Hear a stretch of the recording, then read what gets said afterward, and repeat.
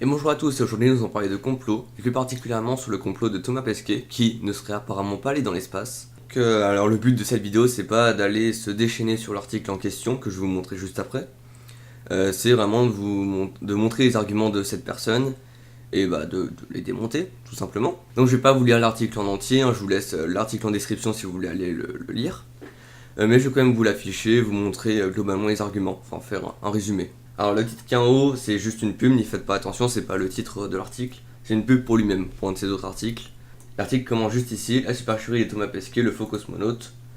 Donc dans le premier paragraphe, ils expliquent un peu la situation, donc Thomas Pesquet va partir dans l'ISS, qui est qualifié de fantomatique. Alors, sachez que vous pouvez la voir à l'œil nu, l'ISS. Hein. Vous pouvez voir Bon, vous verrez pas la forme exacte de l'ISS, vous verrez un point blanc qui se déplace plutôt vite dans le ciel. Il y a des applications pour ça, il y a ISS Finder pour iPhone et ISS Detector pour Android, je crois. Ça vous donne quand regarder, où est-ce qu'il faut regarder et tout. Et vous pouvez même l'entendre si vous êtes équipé d'un poste radio. Je sais pas exactement là comment il faut faire, mais je sais que c'est possible. Donc on peut la voir, donc non, pas fantomatique. Ensuite, ils disent que la mission de Thomas Pesquet est classée dans la catégorie bande dessinée, selon l'auteur du blog. Ouf, avec une source donc ultra fiable. Hein. Ensuite, il explique qu'il partira pas tout seul, qu'il partira avec le russe Oleg Novitsky et l'américaine Peggy Whitson.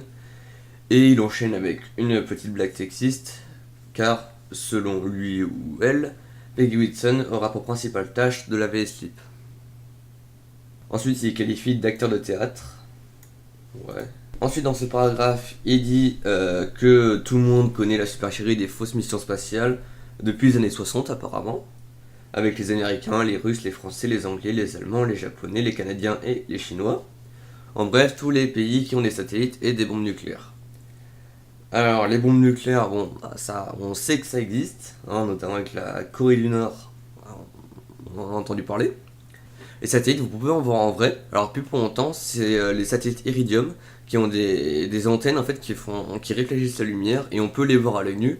Alors, plus pour longtemps parce qu'ils vont être remplacés par une nouvelle génération qui n'aura plus ce problème, entre guillemets.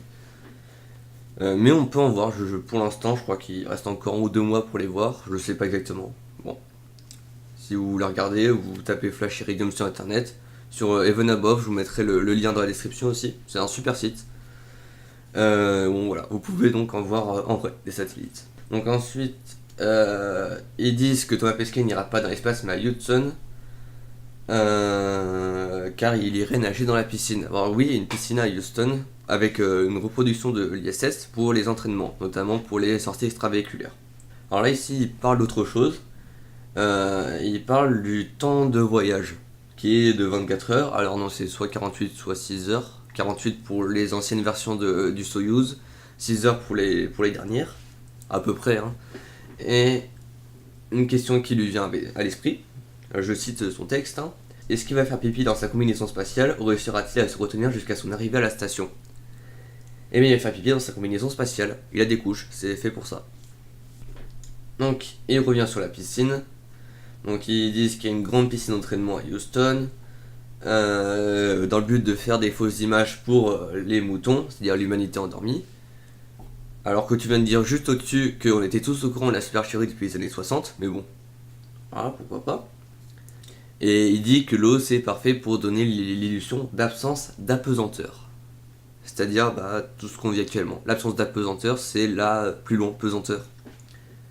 Je pense qu'il voulait dire juste l'absence de pesanteur. Enfin, je pense qu'il voulait dire ça. Bon. Une petite faute, c'est pas trop grave. De toute façon, c'est bourré de fautes le truc, donc. Puisque c'est dans une piscine, dis-moi comment ils font pour flotter dans l'ISS sans masque, sans tube, sans bouteille d'oxygène dans l'eau. Et ça peut pas être dans un avion 0G, puisque des fois ça s'étale sur de très grandes durées, et même sur des très grandes distances, donc ça peut pas être dans un avion. Donc là, je ne comprends pas. Et pour les vidéos de sorties extravéhiculaires qui auraient pu être faites dans cette piscine, on voit la Terre dans les vidéos des sorties extravéhiculaires. Et pareil, on voit pas de bleu, on voit le noir ou la Terre. Donc c'est pas possible que ce soit fait dans une piscine. Parce que ils auraient dû changer la colorimétrie ou je sais pas trop quoi de la vidéo. Ils auraient enlevé tout le bleu, du coup les combinaisons blanches seraient apparues orange. Donc non, c'est pas possible que ça soit fait dans une piscine. Donc là, il dit que la piscine est très grande, qu'elle est à Houston au Texas, on s'en fiche un peu. Voilà. Dans la partie qui suit, il dit que Thomas Pesquet a une biographie digne d'un super-héros de science-fiction et que les agences spatiales se débrouillent pour que leur vie soit caractérisée par des changements brusques de pays ou de métiers, d'activités professionnelles et tout ça, tout ça.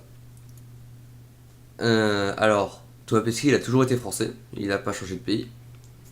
Effectivement, il a changé de métier, il était au début ingénieur, puis pilote chez Air France. Bon, il a changé une fois du coup. C'est pas énorme, non? Donc là, ils disent que Thomas Pesquet est ingénieur en aéronautique, pilote de ligne et astronaute. Alors, il fait pas les trois en même temps. Enfin, il les fait un peu indirectement en même temps avec son métier d'astronaute, mais il est pas dans trois lieux de travail différents. Il les a fait à la suite, les métiers en fait. Donc, dans le paragraphe d'après, il parle de ses études. Alors, j'ai l'impression qu'il veut démontrer que Thomas Pesquet ment sur quelque chose, mais je vois pas en quoi ce texte prouverait qu'il ment. D'ailleurs, il dit à vous de juger au milieu du paragraphe. Je vois pas de quoi il veut parler. Bon, tant pis, on va passer au paragraphe suivant. Donc là, il montre une photo avec Thomas Pesquet habillé en pilote d'Air France. Et apparemment, personne à Air France ne se souvient de lui. Alors, c'est curieux. D'après ce qu'il dit, oui, c'est curieux. Sauf que non, j'ai retrouvé des vidéos. Je vous passerai sûrement un extrait ou je vous mettrai en description. Où on voit sur le YouTube d'Air France, on voit Thomas Pesquet, je sais plus trop quoi, devient astronaute, ou voilà, il parle de Thomas Pesquet. Donc non, ils savent que Thomas Pesquet était chez Air France, enfin ils se souviennent de lui, c'est un peu bizarre. Et puis je sais pas d'où il tient cette info. Bon, tant pis, on passe à la suite. Donc là il parle de ses métiers, pareil, j'ai encore l'impression qu'il veut prouver que Thomas Pesquet nous ment sur quelque chose, mais je vois pas... Non, je vois pas pourquoi. Là, il veut nous prouver, on peut voir qu'il veut nous prouver que Thomas Pesquet ment, parce que là, il met comme ingénieur de recherche sur 3 petits points d'autonomie des missions spatiales. Comme s'il voulait nous prouver qu'il y a un truc qui cloche, que non. Il a juste travaillé là-dedans, c'est tout. Donc là, il reparle de la piscine. Pourquoi? Je n'en sais rien. Là, c'est un peu bizarre, il parle de sa sélection pour être astronaute et il parle de sa formation pour utiliser le Soyouz russe. Alors juste après, il dit qu'on doit supposer du coup qu'il parle russe et qu'il est allé en Russie. Alors c'est pas juste supposer, il est vraiment allé en Russie et il parle russe.